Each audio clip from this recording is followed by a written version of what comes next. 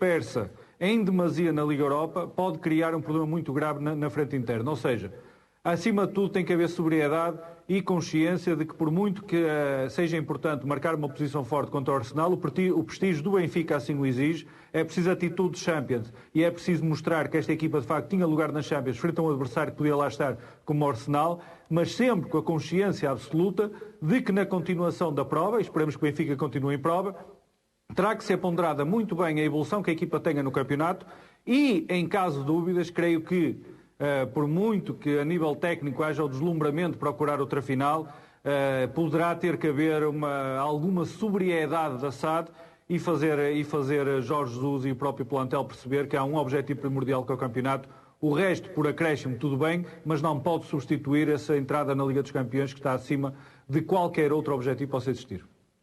Jorge Jesus falou também desta prova da Liga Europa. Acredita que a Liga Europa, a partir desta eliminatória, tem equipas com mais capacidade do que algumas que estão na Liga dos Campeões?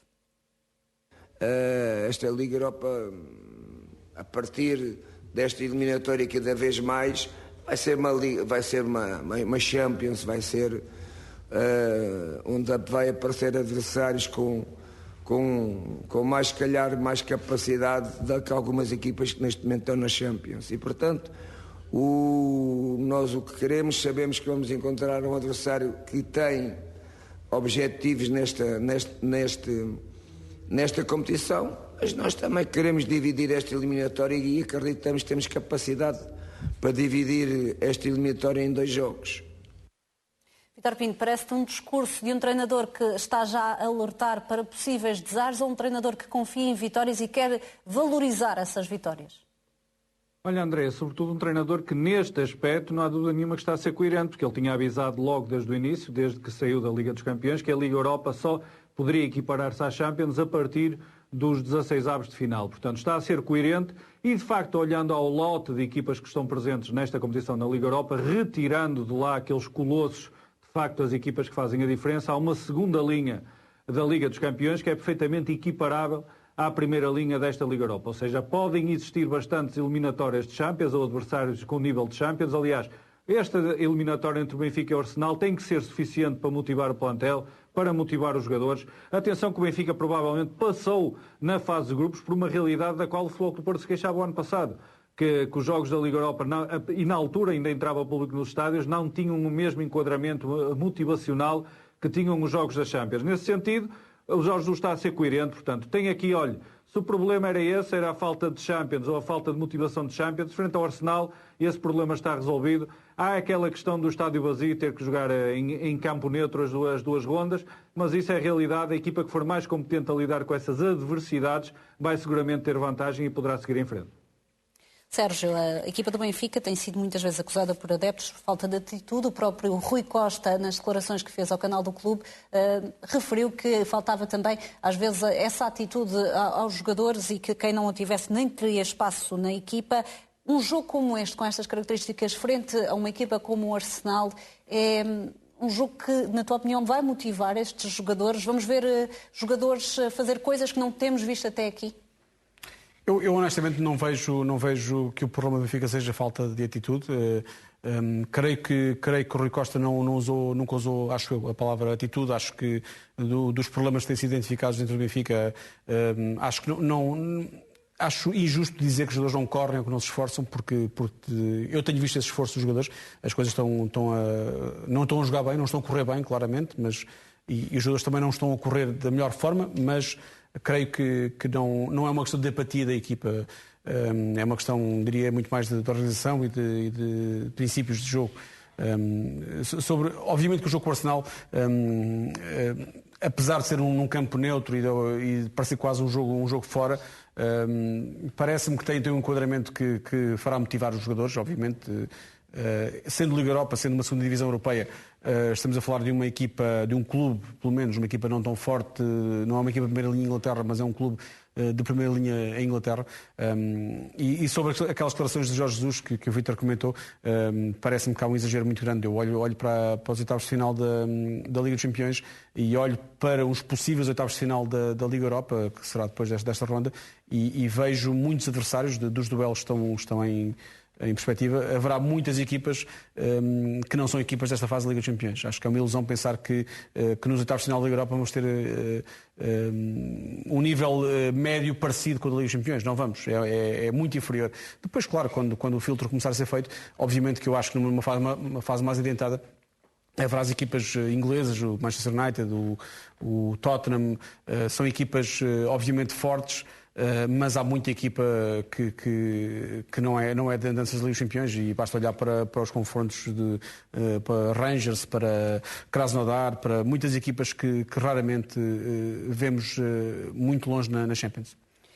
Vamos ainda olhar para esse jogo e para as possíveis escolhas de Jorge Jesus, porque Lucas Veríssimo deverá estrear-se amanhã pelo Benfica frente ao Arsenal. Jorge Jesus vai apostar numa defesa com 3 centrais. Por esse motivo, o brasileiro vai jogar ao lado de Otamendi e de Vertonghen. O técnico pretende dar mais segurança ao setor defensivo. Além da mudança de esquema tático, Jesus vai fazer outras alterações no 11 inicial. Grimaldo e Everton Cebolinha deverão começar o jogo no banco. Jorge Jesus, que afirmou que frente ao Arsenal o Benfica vai jogar mais à defesa do que tem jogado no Campeonato Nacional. O que vai mudar, pode mudar um pouco a nossa ideia de jogo, é só em termos defensivos que poderemos não ser aquela equipa com tantos avançados como normalmente somos no campeonato português, e é essa tentativa que vamos fazer, mas também sabemos que só pensar em termos uma boa organização defensiva não chega. Tens que saber agredir o adversário quando tiveres bola, tens de ter jogadores com capacidade individual para criar essas situações, e é assim que estamos a pensar lançar o jogo. Sérgio, uma defesa a 3 será a melhor forma de travar este Arsenal? O jogo dirá. Jorge Jesus parece preocupado, e acho que há razões para estar preocupado com a dupla de avançados do Arsenal. São dois jogadores muito rápidos. Aubameyang, sobretudo, é um dos melhores avançados do mundo. Percebo essas cautelas. O Benfica jogou, quando fez a 3 recentemente, num jogo com o Braga da Allianz Cup e no jogo com o Sporting de campeonato. Perdeu ambos os jogos, embora no jogo com o Braga, na minha opinião, tenha feito uma primeira parte muito interessante, até atendendo ao contexto que foi logo a seguir àquele surto de 23, creio eu, ou 26 casos de Covid. E a primeira parte desse jogo do Benfica foi interessante, a segunda parte nem por isso. Creio que faltarão rotinas à equipa para isso. Eu não acredito que uma mudança de sistema de um jogo para o outro, quando a equipa tem apresentado tantas dificuldades no seu sistema base, seja algo fácil de implementar. Mas obviamente que Jorge Jesus deve ponderar isso tudo. Eu também tenho dúvidas que haja no Benfica jogadores, sobretudo médios, para fazer este tipo de sistema, mas Jorge Jesus lá saberá o que está a fazer. É obviamente treinador, com muito mais conhecimento técnico e tático do que eu, portanto esperemos para ver o que é que o jogo vai dar amanhã. Vítor, lançar Lucas Veríssimo pela primeira vez num jogo com estas características parece-te uma boa opção? Eu estou curioso para ver qual vai ser a opção de Jorge Jesus, qual é o entendimento de Jorge Jesus. Normalmente o Arsenal joga numa espécie de 4-2-3-1, portanto com o Aubameyang a ser um ponta de lança claro e definido. Estou curioso em saber de que forma é que eventualmente um sistema de 3 defesas poderia tornar o Benfica mais eficiente naquele aspecto que Jorge Jesus realçou, que foi a ter uma consistência defensiva forte, que é fundamental para travar a equipa do Arsenal. Há uma questão central na utilização de Lucas Veríssimo, é que estamos a somar dois problemas um em cima do outro, que é a falta de adaptação ao futebol europeu, portanto ainda não, o Lucas Veríssimo chegou há pouco tempo, ainda não foi testado com a camisola do Benfica, e ainda por cima, que é essa a segunda questão, ainda nem sequer se estreou, ainda nem tivemos possibilidade de perceber não só como é que vai reagir quando jogar pelo Benfica, como em segundo lugar como é que se vai integrar com Otamendi e Vertonghen ainda por cima num sistema de 3 defesas. São muitas variáveis, muitos pontos de interrogação, muitas questões que, em teoria, num encontro deste nível de dificuldade, provavelmente aconselhariam a uma opção mais conservadora e mais consolidada. No entanto, Jorge Jesus tem trabalhado com Lucas Veríssimo, sabe perfeitamente em que patamar de integração Lucas Veríssimo se encontra, e se o lançar, até porque este jogo também é muito importante para Jorge Jesus, se o lançar contra o Arsenal é porque tem confiança de que o seu nível de entendimento e o seu nível neste momento já de integração no futebol europeu no Benfica são condizentes com o patamar de responsabilidade que é entrar num jogo da Liga Europa contra o Arsenal. Já aqui falaram do Aubameyang, mas o avançado está em dúvida para o jogo com o Benfica. O jogador do Arsenal lesionou-se no tornozelo depois de marcar 3 golos na vitória sobre o Leeds. Além dos problemas físicos, o atacante viu-se também envolvido numa polémica por causa de uma tatuagem. Aubameyang está a ser alvo de uma investigação por parte... Verdade que nós nos últimos jogos temos vindo a melhorar a nossa organização coletiva, defensivamente. Temos falhado ali ao colar mais individualmente e a possibilidade de teres uma estrutura quanto ao arsenal de 3 jogadores mais no corredor central pela movimentação do Lacazette e do Aubameyang pode ter alguma influência na minha decisão, mas ainda não decidi. Hoje vou fazer o pré-jogo e vou decidir como é que vamos jogar. Agora não tenho dúvida nenhuma que temos que estar bem organizados defensivamente. Sérgio, Jorge Jesus tem dito, e já o disse no final do último jogo, que o Benfica tem vindo a melhorar. Notas melhorias nesta equipa do Benfica nos últimos jogos? O último jogo com o Moreirense pareceu-me um retrocesso, tendo em conta as, diria, ligeiras melhorias que a equipa apresentou. Eu creio que o jogo com o Vitória de Guimarães, tendo sido um 0-0 e um mau resultado, foi um jogo onde já se o Benfica que conseguiu dominar o jogo quase todo. O Vitória de Guimarães apenas no final do jogo conseguiu sair e criar até um lance muito perigoso que podia ter dado a vitória. Mas o Benfica conseguiu ser dono daquele jogo durante quase sempre, não ter sido brilhante.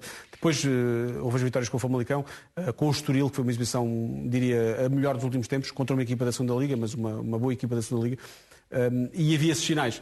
O jogo com o Moreirense, sobretudo a segunda parte, foi um retrocesso àquele Benfica de equipa sem ideias e com uma incapacidade muito grande para jogar em ataque organizado, para conseguir criar oportunidades de golo. E mais uma vez o Benfica não conseguiu na segunda parte toda, creio que teve uma oportunidade de golo clara, e para uma equipa que tinha sofrido o empate ainda na primeira parte, é muito curto, é mesmo muito curto para aquilo que um candidato ao título deve fazer. Vítor Pinto, aí porque falámos aqui da Aubameyang, Jorge Jesus diz que nota essas melhorias defensivamente, que a equipa coletivamente está a defender melhor, só que têm surgido golos de erros individuais. Também vês essa melhoria no coletivo, no que a defender diz respeito? Nota isto, Andréia. Se não jogar o Aubameyang, joga o Lacazette, mas o sistema deverá ser idêntico, portanto as questões que se colocam não são muito diferentes em termos de problemática para a defesa do Benfica. Deixa-me dizer-te isto. O Jorge Jesus regressou apenas no jogo com o Famalicão, esteve afastado. E regressou para o Famalicão na segunda-feira da semana passada. E depois disso ganha o Famalicão, ganha o Estoril, empata com o Moreirense. Eu creio que nem sequer se passou tempo suficiente para pensarmos que o Benfica poderia atingir um patamar de rendimento que fosse radicalmente oposto àquilo que vinha a demonstrar até agora. Portanto, o Benfica deu, de facto, sinais encorajadores com o Famalicão e o Estoril, de que a chegada de Jorge Jesus seria uma espécie de chicotada psicológica interna para reanimar os jogadores, para consolidar algumas dúvidas que pudessem haver. Se calhar o grito de guerra, os tambores de guerra de Jorge Jesus, muito interventivo, muito empertigado nas conferências de imprensa, por identidade das equipas, são mais fortes do que eventuais situações que possam, através do aspecto anímico ou da novidade, criar a oscilação. Voltou à inconsistência, voltou à indecisão e à incapacidade, sobretudo, de capitalizar os bons momentos que tem nos jogos. Nesse sentido, aquilo que esperamos é que o Arsenal, porque também tem um aspecto motivacional, possa permitir um novo crescimento do Benfica.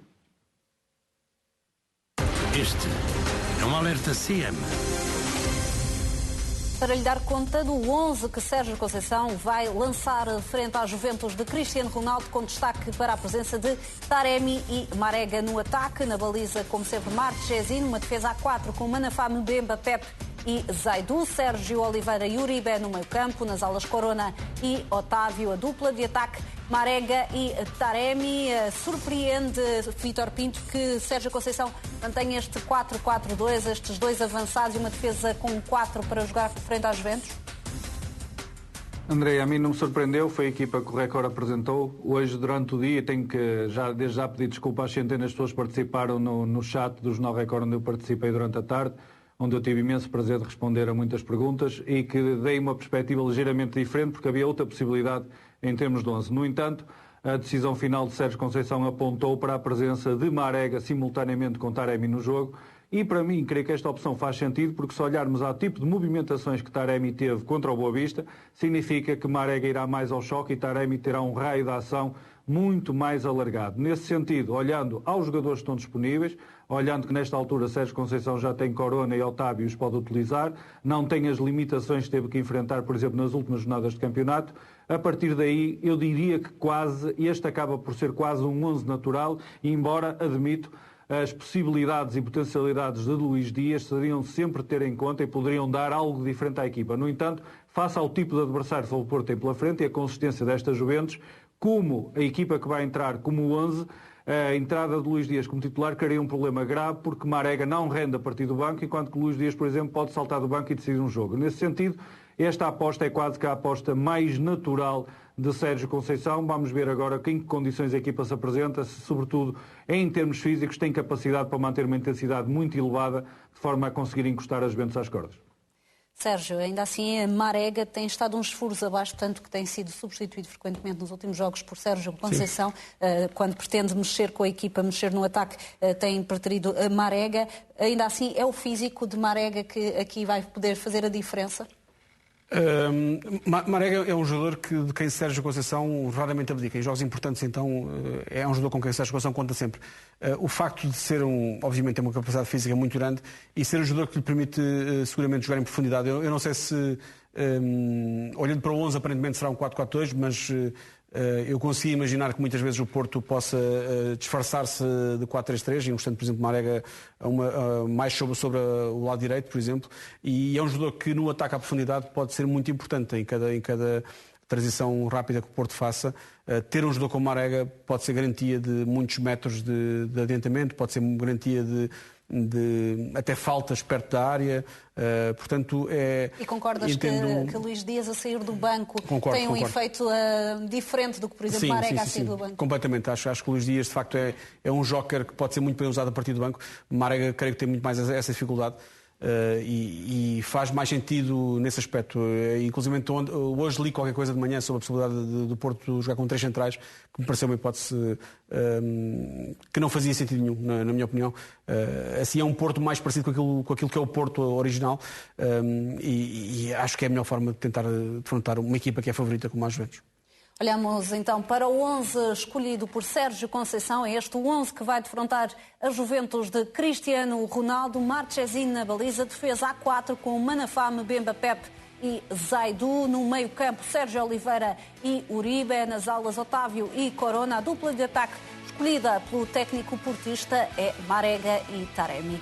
Olhamos também para a polémica em torno da arbitragem. O Conselho de Arbitragem deu instruções claras para não se punirem jogadores em lances como o de Luís Dias em Braga, expulso devido à lesão grave de David Carmo.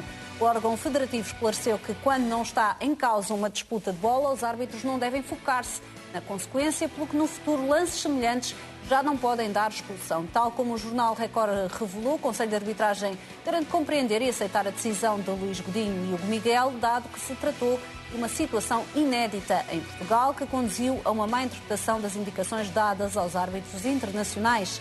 Quanto ao lance que deixou Nanu inconsciente no Jamor, foi considerada certa a decisão de não punir o guarda-redes do Belenenses Stade, uma vez que também aqui o choque é considerado casual. Ora, sobre a arbitragem, declarações de Paulo Futre estão a gerar polémica no futebol português. O comentador da CMTV tem sido muito crítico da atuação dos vídeo-árbitros em Portugal, apelidando o VAR do nosso país como de terceiro mundo.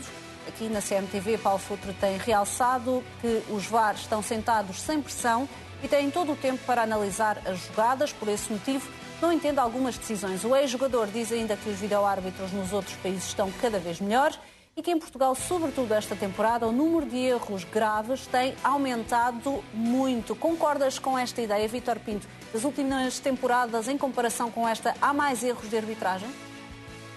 Olha, acho que é preciso encarar de frente um facto, que é o de esta temporada não estar a correr bem a arbitragem portuguesa. Espero que a partir de ontem, a partir desta ação de reciclagem promovida pelo Conselho de Arbitragem, que foi de presença obrigatória, onde estiveram presentes todos os árbitros, assistentes, os vídeo-artes e outras figuras ligadas ao mundo da arbitragem, a partir deste momento, com a clarificação de critérios que houve, possamos entrar numa nova fase que permita acalmar a efervescência no que resta da temporada. Acima de tudo, só há uma solução, Andréa. Os clubes vão sempre discordar, os adeptos vão sempre discordar das decisões. Se for para o clube adversário, está bem ou está mal, conforme as conveniências. Se for do seu clube, está bem ou está mal, conforme as conveniências. Acima de tudo, os árbitros têm que ser coerentes, têm que ter critérios uniformes e tem que se perceber que dentro do mesmo jogo não podem estar a ser tomadas decisões completamente diferentes de um caso para o outro. Portanto, a partir daí, reforça-se a credibilidade da arbitragem, é esse o trabalho que está a ser feito. E, também muito importante, não podem ser os próprios árbitros a colocar em xeque todo o esforço que está a ser feito para solidificar o edifício da arbitragem. O confinamento e a pandemia dificultaram algum do trabalho que estava a ser feito de bastidores, algum trabalho de base no sentido de dar mais armas aos árbitros, nomeadamente acompanhamento técnico, melhoria do funcionamento do VAR.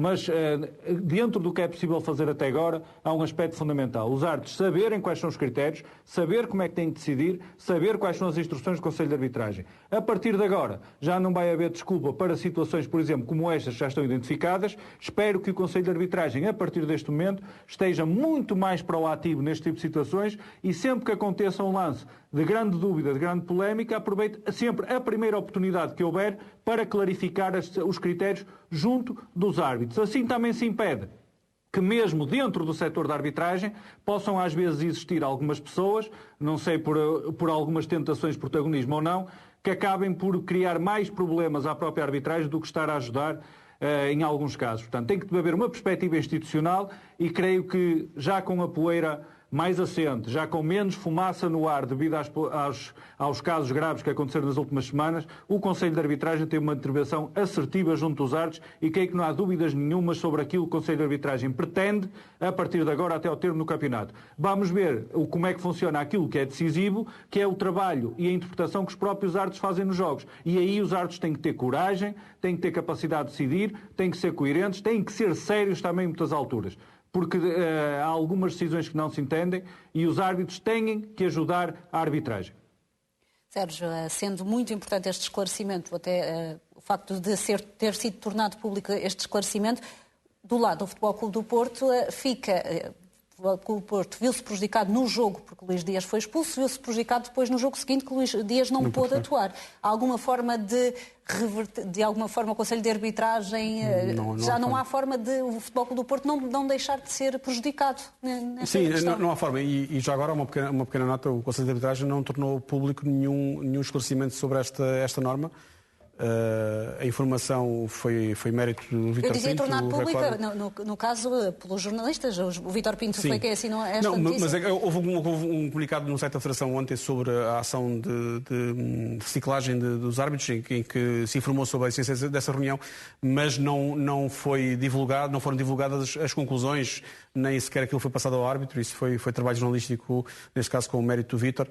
Portanto, o Conselho de Arbitragem oficialmente... Entendes o porquê de não ter sido tornado público? Eu desde o início sempre pareceu isso, que neste caso o árbitro foi Luís Godinho, até foi alvo de ameaças e a família dele, e houve mais árbitros ameaçados com telefonemas e muitas coisas que aconteceram muito desagradáveis. Entendo que o ónus da decisão ficou sempre sobre Luís Godinho, quando o Conselho de Arbitragem, de alguma forma, não veio a público ou não tomou nenhuma posição, nem que fosse para dizer temos nós dúvidas sobre este lance, vamos tentar esclarecê-lo, como agora foi feito.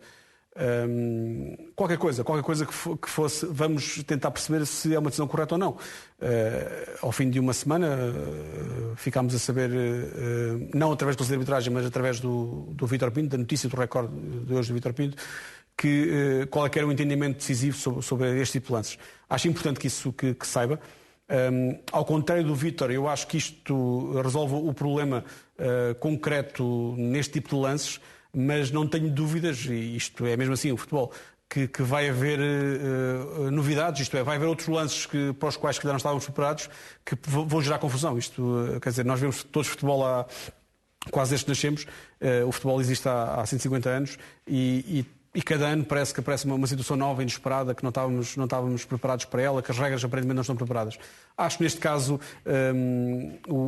devia ter havido uma intervenção pública, um esclarecimento público, de viva voz, da parte do Conselho de Arbitragem sobre este lance, sobre a razão pela qual os árbitros, quer o Luís Godinho, quer o VAR, o Hugo Miguel, tomaram aquela decisão. E esse tipo de informações foram sendo passadas de forma muito oficiosa, como diz o Vítor, e obviamente que nós ouvimos muita coisa de muita gente. Houve gente que contribuiu também para o ruído no meio disto tudo, é verdade, pessoas com alguma responsabilidade contribuíram para o ruído no meio disto tudo. E tenho alguma pena que até hoje eu continuo sem saber, da boca do Conselho de Arbitragem, de um comunicado, de uma entrevista, de uma declaração do Conselho de Arbitragem, o que é que o Conselho de Arbitragem acha deste lance. Porque da mesma forma que o Record noticiou isto, e obviamente que eu sei que é verdade, mas continuo sem esse esclarecimento oficial do Conselho de Arbitragem que gostava de ouvir.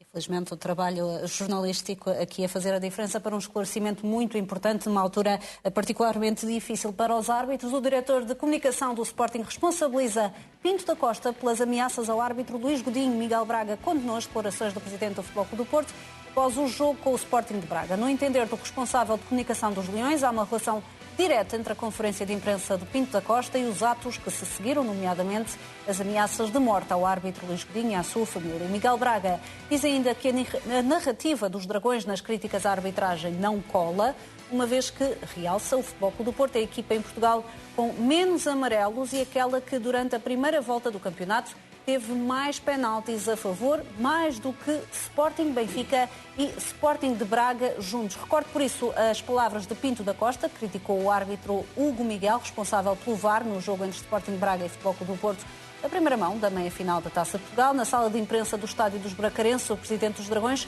começou por lamentar a lesão de David Carmo, na sequência de um lance que esteve na origem da expulsão de Luís Dias. Pinto da Costa fez um apelo à serenidade e à paz no futebol, garantiu aos adeptos que ninguém verga o Futebol Clube do Porto. O dirigente portista revelou ainda que recebeu várias mensagens durante o jogo para que a equipa abandonasse o relvado em sinal de protesto com a arbitragem. Sérgio, na tua opinião, estas palavras de Pinto da Costa serviram para, de alguma forma, acalmar os ânimos ou serviram como mais lenha para afogar? Acho que não ajudam. Eu entendo a frustração de quem vê o jogo ser condicionado por uma decisão daquelas do árbitro e consigo perceber que de facto é uma injustiça muito grande e depois é uma decisão que muda o jogo completamente e acaba por de alguma forma ser o rastilho que leva depois a que outros jogadores também percam a cabeça, como aconteceu com o Uribe, que também foi expulso nesse jogo. Entendo que veio uma sucessão de casos em que o Porto sentia que tinha razões de queixas. Mas eu acho que isto, e falo de Pinto da Costa como acho que isto se aplica a qualquer dirigente, como já aconteceu esta época com o Frederico Varandas, como já aconteceu com o Benfica, com declarações de alguns dirigentes e também com tomadas de posições públicas através das suas plataformas. Acho que é preciso muito cuidado na forma como se fala sobre árbitros. Os dirigentes têm que ter noção de que aquilo que eles dizem, por muito que façam o papel de santos de nós queremos dizer basta, mas não queremos que aconteça nada de mal, vai ter consequências nas bases, vai ter consequências junto dos árbitros, da tranquilidade dos árbitros, vai ter consequências até a longo prazo na formação da cultura desportiva entre os mais jovens. Mas isto não foi inventado hoje por Pinto da Costa, nem esta semana por Pinto da Costa. Isto é uma coisa que estamos habituados e estranhamente aceitamos todos como natural, como linguagem, como um universo que é o futebol. Aceitamos isto tudo como natural há décadas, diria eu. E há de haver um dia em que temos todos parar para pensar se é este caminho que devemos seguir. Vítor Pinto, na tua opinião, quem são os principais responsáveis? Haverá vários, mas os principais responsáveis por este clima quase de terror em torno dos árbitros, com ameaças de morte, no caso de Luís Godinho?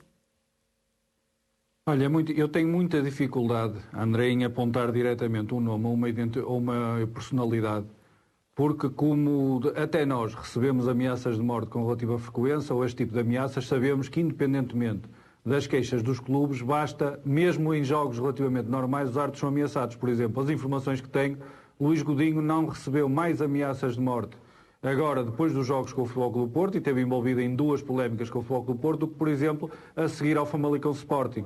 Só para dar um exemplo. Portanto, isto tem a ver com a forma, se calhar, como alguns adeptos vivem de forma cega e não têm de facto cultura desportiva e confundem as coisas, porque no futebol português, numa mesma jornada, existem lances duvidosos que praticamente envolvem os três grandes e estamos a ter várias jornadas em que isso acontece. Isso significa que o problema é diferente.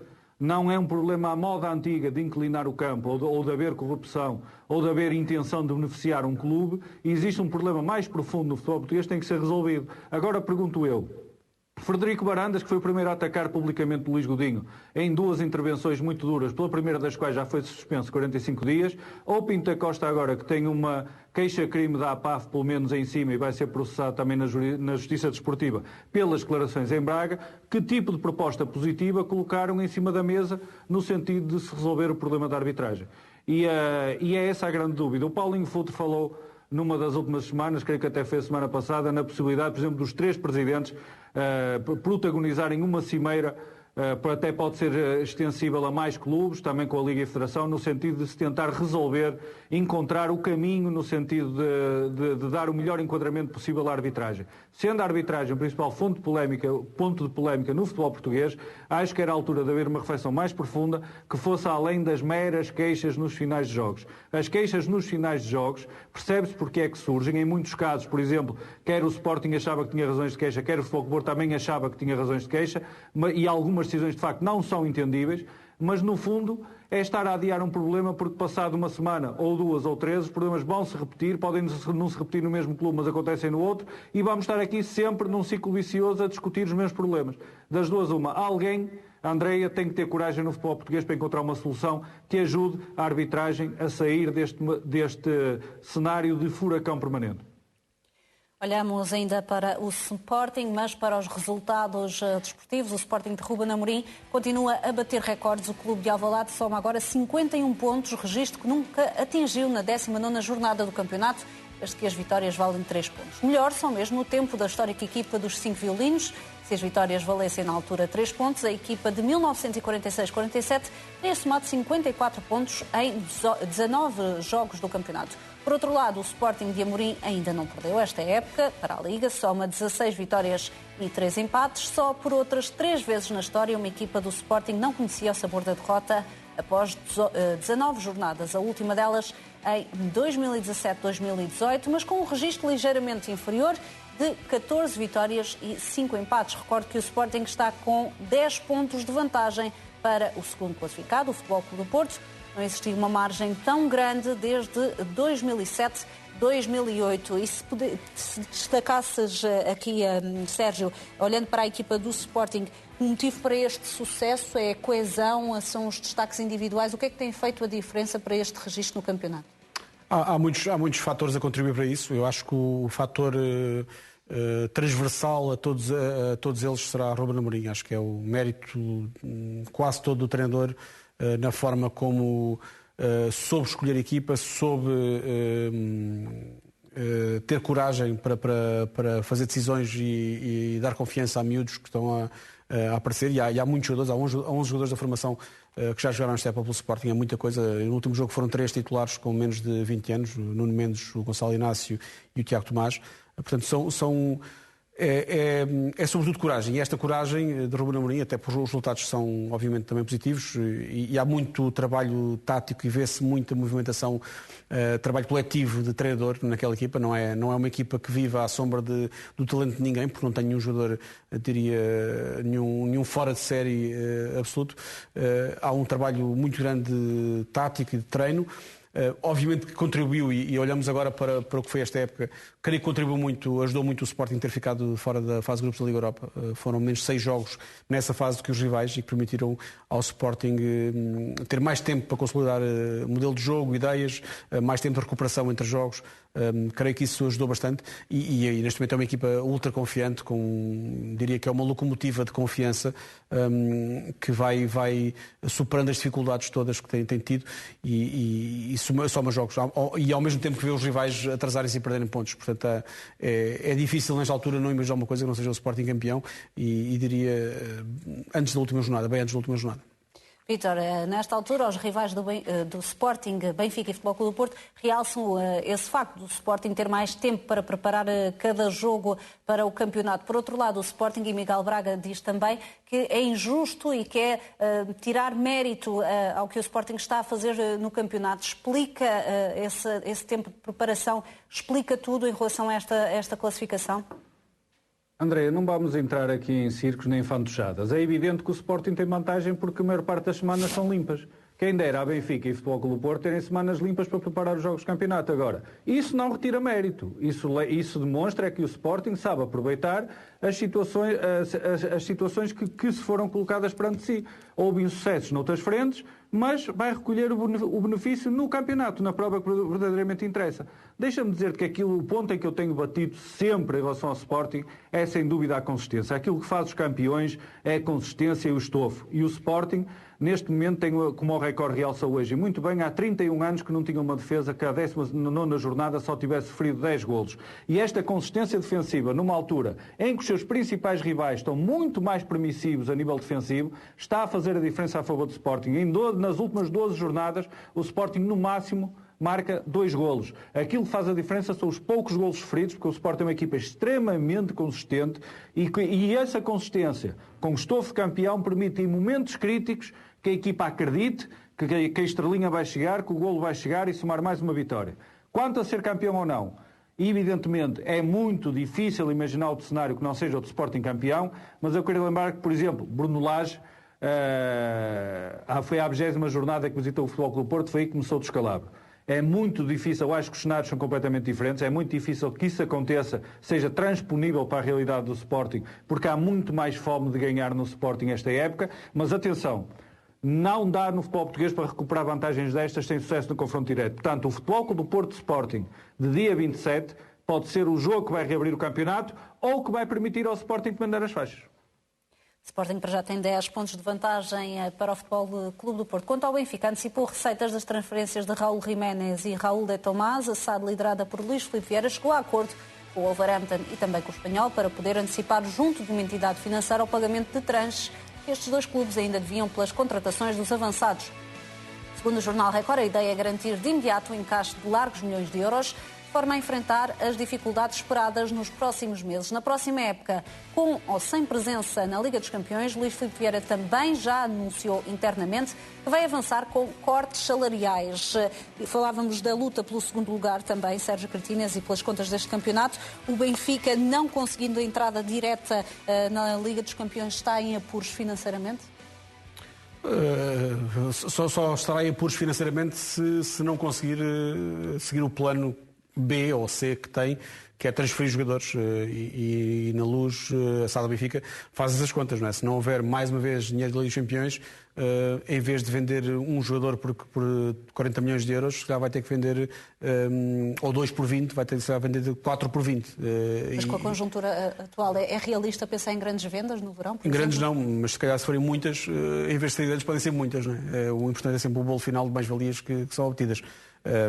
Haverá necessariamente um reajuste até em termos de massa salarial de plantel, que disparou esta época.